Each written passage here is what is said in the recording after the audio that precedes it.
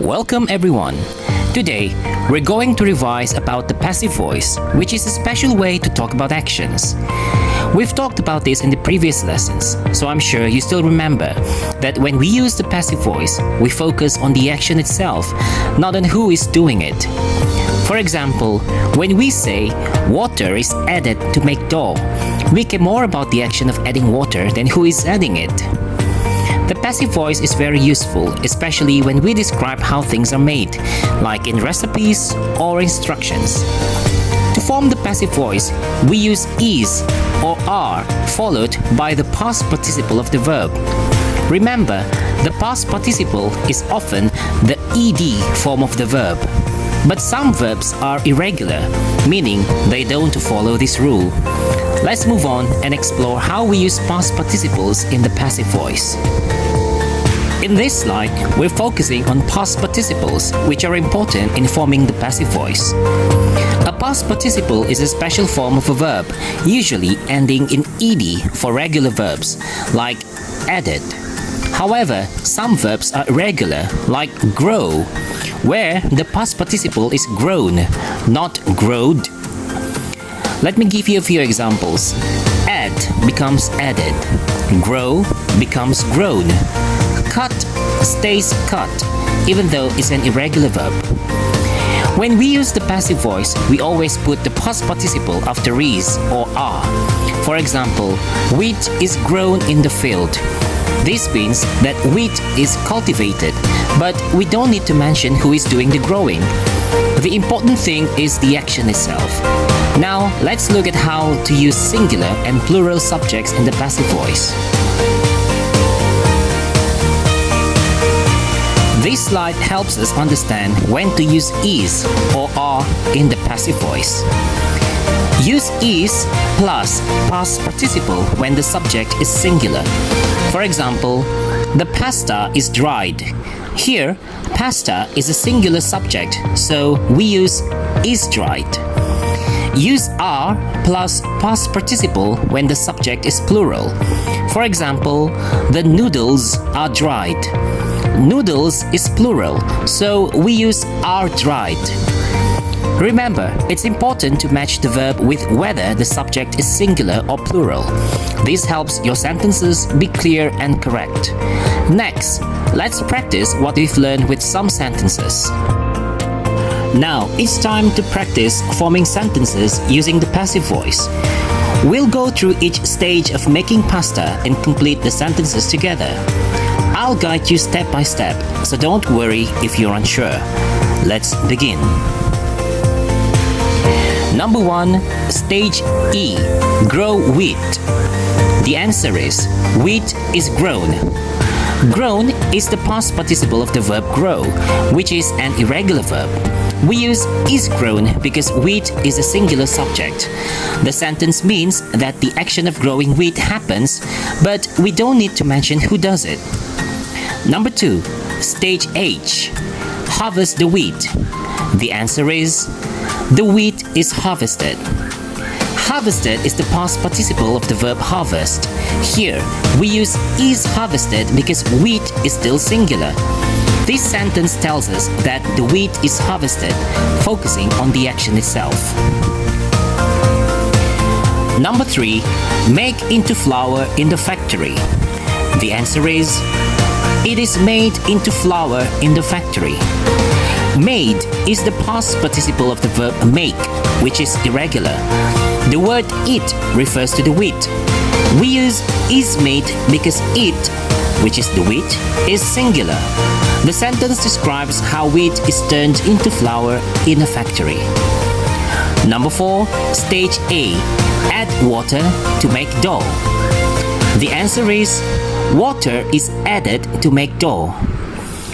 Added is the past participle of the verb add. We use is added because water is singular. The sentence tells us that water is added to flour to create dough, focusing on the action of adding water. Number 5, stage I, press dough into flat sheets. The answer is, the dough is pressed into flat sheets. Pressed is the past participle of the verb press. We use is pressed because dough is singular. This sentence describes how the dough is pressed into flat sheets, focusing on the action of pressing. Number 6, stage G, cut into spaghetti. The answer is, it is cut into spaghetti. Cut is the past participle of the verb cut, which is irregular and stays the same in the past participle form. We use is cut because it, which is the dough, is singular. The sentence explains that the dough is cut into spaghetti, focusing on the cutting action. Number 7, stage F, dry the pasta. The answer is, the pasta is dried. Dried is the past participle of the verb dry. We use is dried because pasta is singular. This sentence shows that the pasta is dried, with the focus on the drying process. Number 8, stage D, packed in boxes. The answer is, it is packed in boxes. Packed is the past participle of the verb pack. We use is packed because it, which is the pasta, is singular. This sentence describes that the pasta is packed into boxes, focusing on the action of packing. Number 9, stage C, transport to shops. The answer is, it is transported to shops. Transported is the past participle of the verb transport. We use is transported because it, which is the pasta, is singular. The sentence explains that the pasta is transported to shops, focusing on the transport action. Okay, great job on the sentences. Now, let's think about how to start writing an article about pasta. Questions to consider. Why is pasta a popular dish? Where in the world is pasta eaten? When you start your article, you want to grab the reader's attention by talking about how delicious and popular pasta is. You might say something like, pasta is a popular dish worldwide because it's delicious, versatile, and easy to cook. It's enjoyed by people in many countries, from Italy to the United States. Think about the qualities of pasta and why people love it so much. This will help you write a strong introduction. Next, let's write about how pasta is made using the information from task 1. Remember to use the passive voice to describe the process. For example, pasta is a very popular dish. It's delicious and easy to cook a lot of different dishes. It's eaten all over the world. To make pasta, first, the wheat is grown in the field. After that, it is harvested and made into flour in the factory. Then, water is added to the flour to make dough. The dough is pressed into flat sheets and then cut into different shapes like spaghetti. Next, the pasta is dried and packed in boxes. Finally, it is transported to shops, ready to be enjoyed by people all over the world. Notice how we use words like first, next, and finally to show the order of the steps.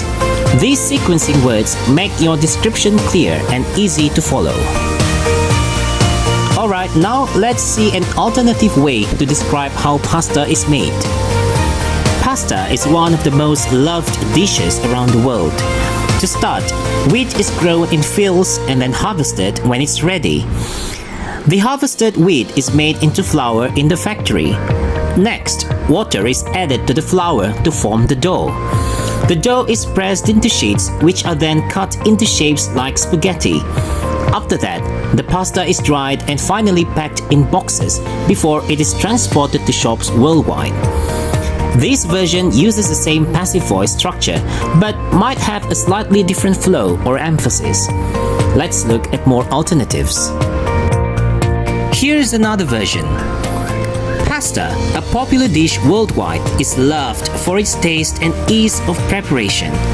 The journey of pasta begins with wheat, which is grown in fields. Once ripe, the wheat is harvested and turned into flour in factories. The flour is mixed with water to create dough. The dough is flattened into sheets and cut into various pasta shapes. The pasta is then dried and packed into boxes. Finally, it is distributed to shops for everyone to enjoy. Notice how this version starts with a focus on pasta being loved worldwide and then smoothly transitions into the process of making it. Here's yet another way to describe the process. Pasta is cherished globally for its simplicity and versatility in cooking. The process begins with wheat, which is cultivated in the fields. The wheat is harvested and processed into flour in the factory. After that, water is incorporated to create dough. This dough is rolled out into sheets and cut into desired shapes like spaghetti. The pasta is dried to preserve it, then packed in boxes. Lastly, it is shipped to stores, ready for people to purchase and cook. This version uses words like cherished and versatility to describe why pasta is so well loved before diving into the process. And here's the final version. Loved by many, pasta is a dish that finds its way into kitchens around the globe. The process starts with wheat, which is grown in large fields. Once ready, the wheat is harvested and ground into flour. This flour is combined with water to form a dough. The dough is pressed into flat sheets and cut into the familiar pasta shapes. Afterward, the pasta is dried and packaged into boxes. Finally, it is sent to various shops where it can be purchased and enjoyed. Each version we've seen today gives you a slightly different way to talk about making pasta. You can use any of these versions as a model for your own article, or you can mix and match ideas from different versions to create your own unique description. Well done everyone, you've done a fantastic job today learning about the passive voice and how to use it to describe the process of making pasta. I hope this lesson has made you feel more confident in using the passive voice and that you now understand how to form sentences using past participles. Remember, the passive voice is a great way to focus on the action itself, especially when describing processes or giving instructions. As you go on to complete your exercises, I wish you all the best. I know you can do it. But if you find anything confusing or need a little extra help, don't hesitate to ask me. I'm here to support you every step of the way. Keep up the great work and I'm sure you'll do amazing in your exercises.